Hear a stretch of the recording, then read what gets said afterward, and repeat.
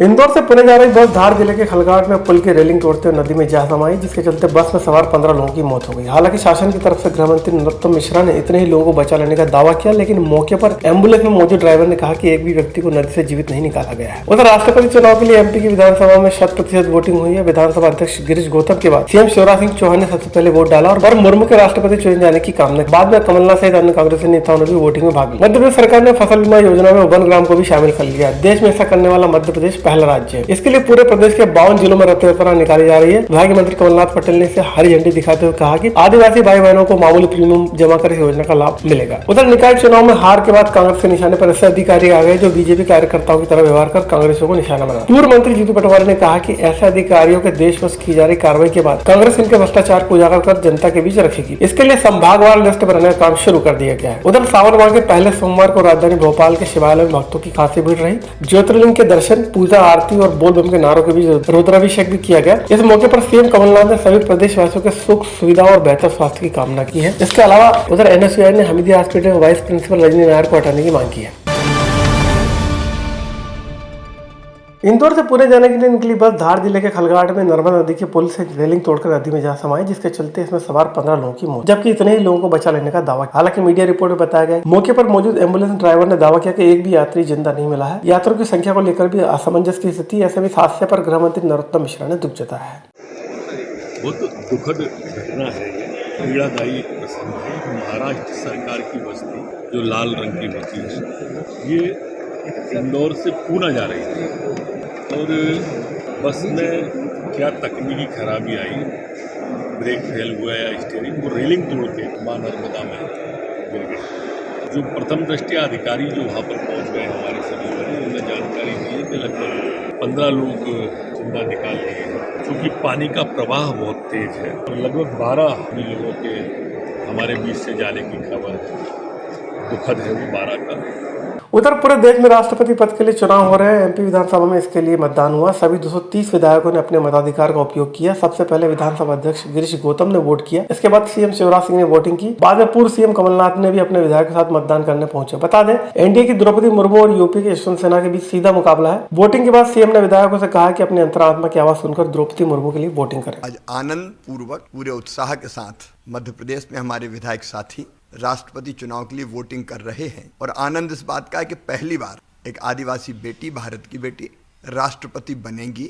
मैं तो यही अपील करूंगा कि दलगत सीमाओं से भी ऊपर उठ के हम अंतरात्मा की आवाज़ पर अपना वोट करें और बहन द्रौपदी मुर्मू को राष्ट्रपति बनाने में अपना भी योगदान दें।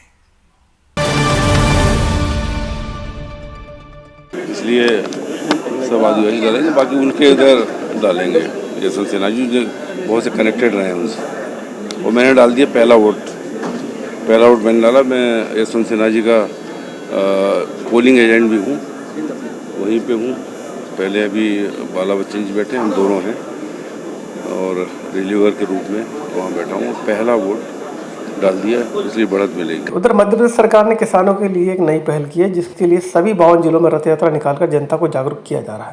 कृषि मंत्री कमल पटेल ने कहा है कि सीएम और पीएम की पहल रंग लाई, जिसके बाद आदिवासी और वनवासी भाई बहनों के लिए एमपी सरकार ने वन ग्रामों को प्रधानमंत्री फसल बीमा योजना से जोड़ लिया है। इसके लिए मामूली प्रीमियम जमा करने पर आदिवासियों को इसका लाभ मिलेगा। प्रधानमंत्री फसल बीमा योजना का लाभ प्रत्येक किसान को मिले, और विशेष करके जो छोटे किसान हैं, जो वन ग्राम के किसान हैं, उनको भी हमने जोड़ा है। माननीय मुख्यमंत्री शिवराज जी के नेतृत्व में, प्रधानमंत्री नरेंद्र मोदी जी के आशीर्वाद से मध्य प्रदेश देश का पहला राज्य है जब वन ग्राम का भी बीमा हो रहा है।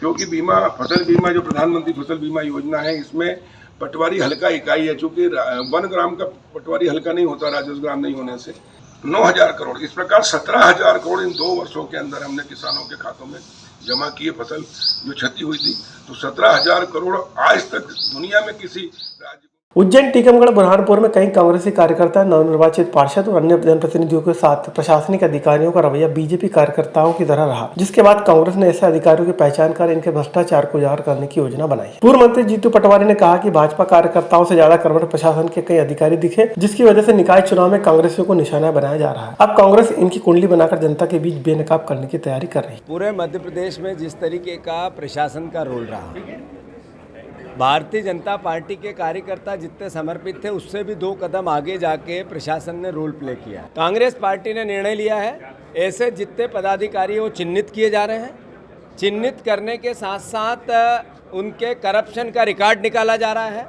जो भारतीय जनता पार्टी की चाटुकारिता करते हुए अधिकारी हैं उनको संभाग वाइज ऑब्जर्वेशन के साथ लिस्टिंग की जाएगी और लिस्टिंग के साथ उनका पब्लिक डोमेन में भी उनके भ्रष्टाचार को उजागर करके कानूनन पहलुओं पर भी ध्यान दिया जाएगा। ये अपने आप में आगे की उज्जैन की पूरी भावना वहाँ के प्रत्याशी विधायक महेश परमार जी बताएंगे। उधर सावन के पहले सोमवार चलते राजधानी के शिवालय में सुबह से ओम नमः शिवाय गुंजायमान होता रहा। भक्तों ने पहले सोमवार के मौके पर भगवान शिव शंकर का रुद्राभिषेक कर पूजा अर्चना कर विश्व कल्याण की कामना की। इस दौरान भजन पूजन और रुद्राभिषेक का सिलसिला चलता रहा। पूर्व सीएम कमलनाथ ने भी इस मौके पर प्रदेश की जनता के सुख सुविधा और बेहतर स्वास्थ्य की कामना की। भगवान शिव की भक्ति के साथ प्रारंभ हो रहे सावन सोमवार की आप सभी को हार्दिक शुभकामनाएं। मैं भगवान शंकर से सभी के कल्याण की कामना करता हूँ। प्रभु आप सभी को सुखी और स्वस्थ रखे। ओम नमः शिवाय। हमीदिया की नर्सिंग कॉलेज की छात्राएं लंबे समय से वाइस प्रिंसिपल रजनी नायर के हटाने की मांग कर रही हैं। छात्राओं के समर्थन में सोमवार को एनएसयूआई ने भी हमीदिया हॉस्पिटल में धरना स्थल पर प्रदर्शन किया। एनएसयूआई कार्यकर्ताओं ने नारेबाजी कर नर्सिंग छात्राओं के हित में रजनी नायर को हटाने की मांग की है। आज हम यहाँ पे नर्सिंग कॉलेज की छात्राओं की मांगों को लेकर, जो हमीदिया नर्सिंग कॉलेज की छात्राएं हैं जो कि हमारी बहनें हैं, उनको नर्सिंग कॉलेज की उप प्राचार्य रजनी नायर द्वारा बहुत ज़्यादा प्रताड़ित किया जा रहा था। उनकी प्रताड़ना को देखते हुए आज हम यहाँ पर 1 दिवसीय धरने पर बैठे हैं कि उनको तत्काल उनके पद से बर्खास्त किया जाए, उनको हटाया जाए। और इससे लेकर छात्र छात्राएँ काफ़ी ज़्यादा परेशान हैं और छात्र छात्राओं को लगातार रजनी नायर द्वारा धमकी दी जा रही है कि मैं आप सबको देख लूँगी। तो आज हमको उनको हटाने की मांग को लेकर यहाँ पर धरने पर बैठे हैं।